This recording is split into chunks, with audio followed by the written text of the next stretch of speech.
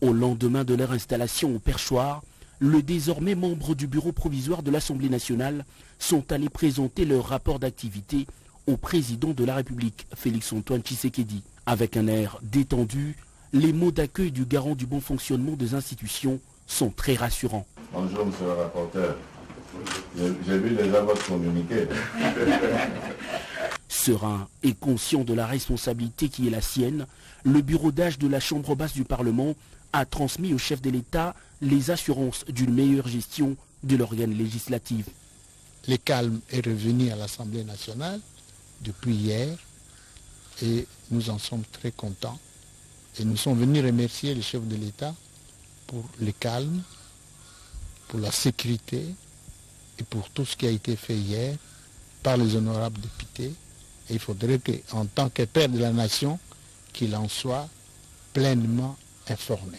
La suite des événements, c'est l'examen en plénière dès ce jeudi de la pétition signée contre le bureau Mabunda. Un communiqué a été envoyé à chaque député pour que demain, chacun, en tant que responsable, qu'il vienne participer à la séance plénière qui sera consacrée à l'examen des pétitions.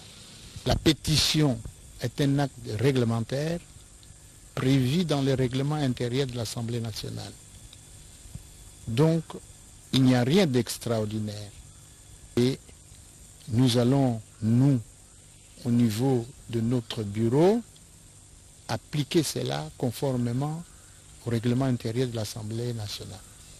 Bon, si par malheur le bureau venait à tomber, les mêmes députés vont pourvoir aux vacances. Ils vont installer notre bureau qu'ils vont élire. Vous êtes en train d'écrire une page glorieuse de l'histoire de notre pays et vos noms y seront associés définitivement, a dit Félix-Antoine Tshisekedi à ses hôtes au bout d'une quarantaine de minutes des discussions dans une ambiance très détendue. C'est le 9 décembre de chaque année la célébration de la journée mondiale de lutte contre la corruption, journée instituée par les Nations Unies pour contrer et décourager cette pratique qui trahit la confiance du public et rend la croissance économique faible. Et en République démocratique du Congo, une campagne de sensibilisation vient d'être lancée sur toute l'étendue du territoire national pour mobiliser la population, question d'éradiquer ce fléau qui détruit la société ainsi que l'économie congolaise. Lutte contre le coronavirus, parlons-en. Une matinée de sensibilisation sur la lutte contre la Covid-19 et les violences de tout genre s'est tenue à l'orphelinat Aïdé, organisée par différentes structures de la protection et de l'aide à l'enfance défavorisée. Et présente à cette journée la ministre d'État, ministre du genre, de la famille et de l'enfant, Béatrice Leméa, qui a sensibilisé sur la lutte contre la Covid-19 et les violences basées sur le genre. Yvette Makoutima.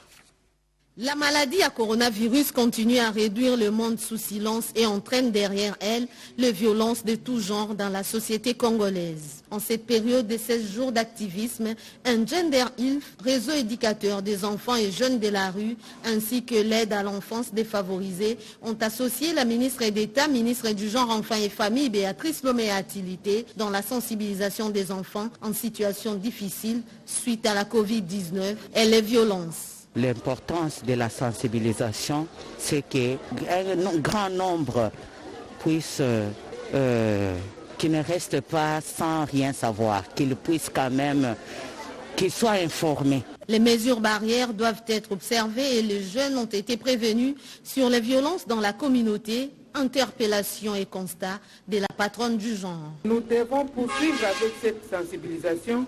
À un certain moment, on commençait même à se frotter les mains, à prendre un peu du recul par rapport aux gestes barrières, mais aujourd'hui c'est une réalité.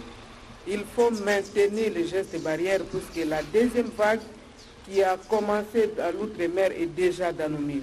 Après ces interventions, Béatrice Loméa-Tilité a visité les services qui composent ces centres d'hébergement pour enfants avant de coucher quelques mots sur le livret d'or de l'aide à l'enfance défavorisée, tout en félicitant ses partenaires initiateurs de cette sensibilisation en vue de renforcer les capacités des enfants pour mieux se protéger dans la communauté.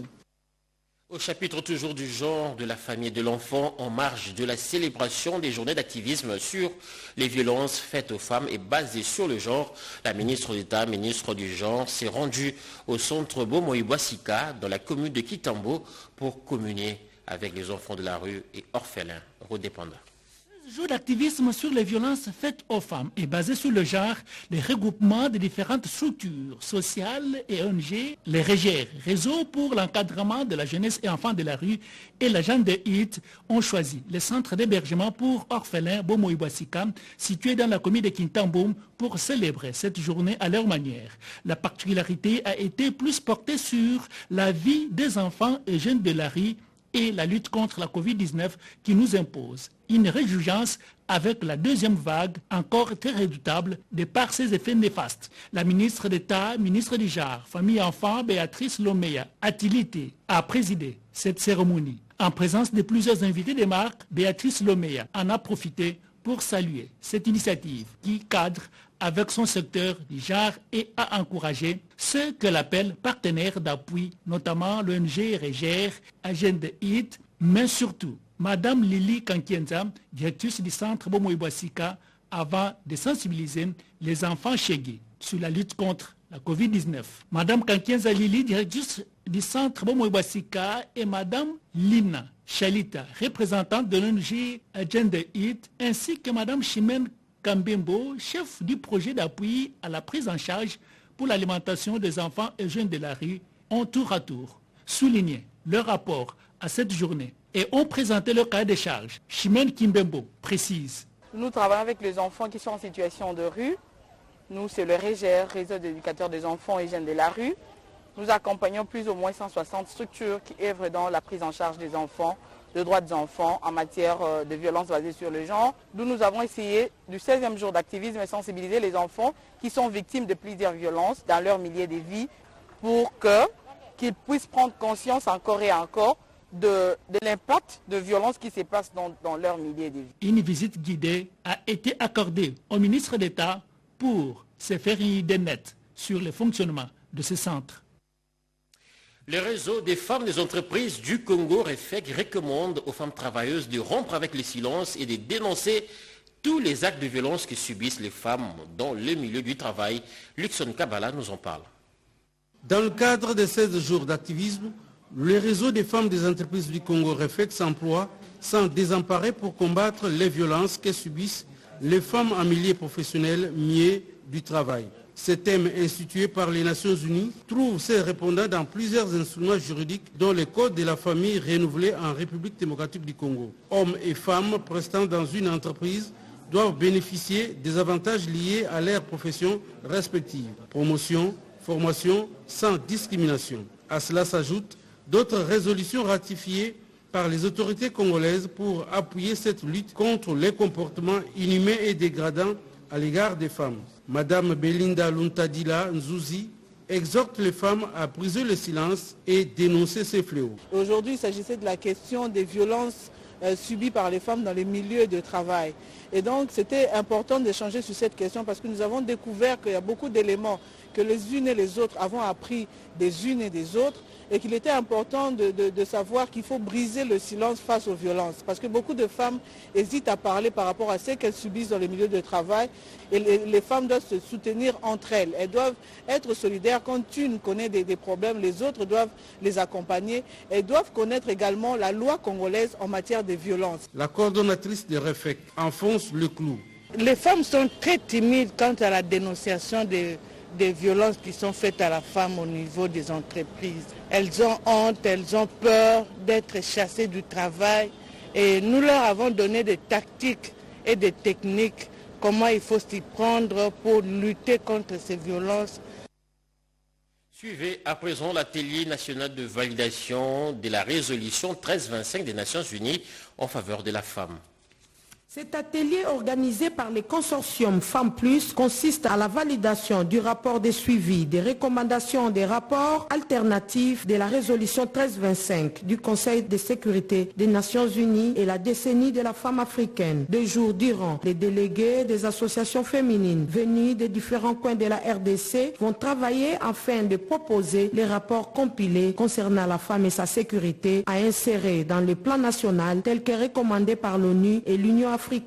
Les nations membres s'organisent pour mettre en place les plans d'action national. Nous nous sommes dit, au lieu que nous puissions mettre en place les plans d'action uniquement, mais nous allons revenir pour d'abord faire l'analyse du niveau de mise en œuvre de ces recommandations pour que cela soit intégré dans les plans de 20 ans à venir pour la résolution 1325 du Conseil de sécurité des Nations Unies et pour les 10 ans à venir de la deuxième génération de la décennie de la femme africaine, que nous avons appuyé les 11 anciennes provinces pour qu'ils essayent de collecter les données sur le terrain. Lors de cette première journée, différents orateurs s'étaient succédés abordant ces rapports alternatifs de la résolution 1325 et la décennie africaine, suivi des échanges et débats sur les dites présentations. C'était avant de se répartir en groupe pour des travaux autour des 4 piliers de la résolution 1325 et la décennie de la femme africaine.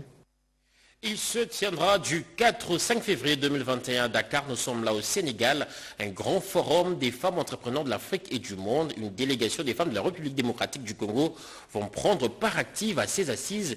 Elles se sont réunies à Kinshasa pour les préparatifs de ce grand rendez-vous d'échange d'expériences. Sandra Nyangui, Doris Mozo.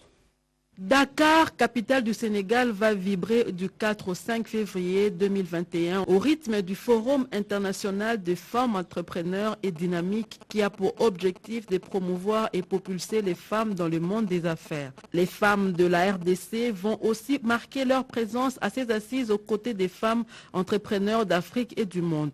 À Kinshasa, les femmes se préparent déjà à porter haut l'étendard de notre pays. À quelques semaines de la tenue de Fiet Dakar 2021, les femmes de Kinshasa, de Lubumbashi, de Kikwit se sont retrouvées autour de la présidente Fiet RDC, Jeanne Sabiti, pour une mise en commun des idées. Pour la présidente Fiet RDC, cette rencontre des femmes à Dakar sera une occasion pour la femme congolaise de soutenir le chef de l'État, Félix Antoine Tshisekedi Tshilombo, appelé à présider aux destinées de l'Union africaine. Bientôt, notre chef d'État va devenir le président de l'Union africaine. Nous nous activons très fort, nous devons l'accompagner pendant son mandat. Et comme par hasard, ça commence justement à Dakar. Nous voulons être capables d'influencer toutes les femmes africaines qui seront là-bas pour la cause de notre chef d'État qui va avoir une grosse charge. Alors nous allons tout à l'heure siéger en équipe de jury que nous venons de créer nous-mêmes pour décider quels sont les produits que nous pouvons amener, pas bien même que ce soit artisanat ou agro-industriel, mais qu'il soit quand même d'une certaine valeur et respectueux des normes internationales. Cette réunion a permis aussi aux participants de soumettre leurs préoccupations au comité national afin de rendre efficace la participation de la RDC. Et rendons-nous au quartier général de la MONUSCO. La représentante spéciale du secrétaire général des Nations Unies, Leïla Zerougui, a condamné les scènes de violence perpétrées au palais du peuple temple de la démocratie. C'était au cours du point de presse hebdomadaire de la MONUSCO. Mamita Bangolo nous en parle.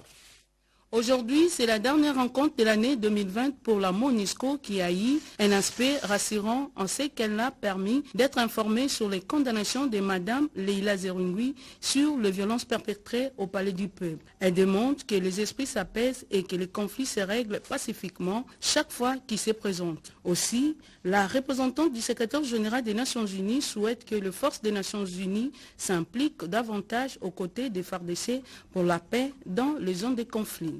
Pour ce qui est des questions liées aux droits de l'homme, elles n'ont pas été négligées. Encore que ce jeudi 10 décembre 2020, il sera célébré le 72e anniversaire de l'adoption agréable de la Déclaration universelle des droits de l'homme de 1948. Reconstruire en mieux, placer la RDC au cœur des actions, tel est le thème de la célébration de cette journée en République démocratique du Congo. Abdulaziz Joy, directeur conjoint des Nations Unies aux droits de l'homme, n'a pas manqué de présenter aux journalistes le relevé des droits de l'homme. 6858 cas ont été documentés. Des violations des droits de l'homme qui représentent une augmentation de 35%, tout en signalant que cette célébration de la journée du 10 décembre marque aussi le 10e anniversaire de la publication du rapport Mapping sur la RDC, qui circonscrit la période de 1993-2003. Il se dégage de cet échange MONUSCO Presse de ce mercredi 9 décembre 2020 que les responsables des Nations Unies se montrent préoccupés par l'accroissement des discours de haine en ces jours consécutifs à la marche démocratique en RDC.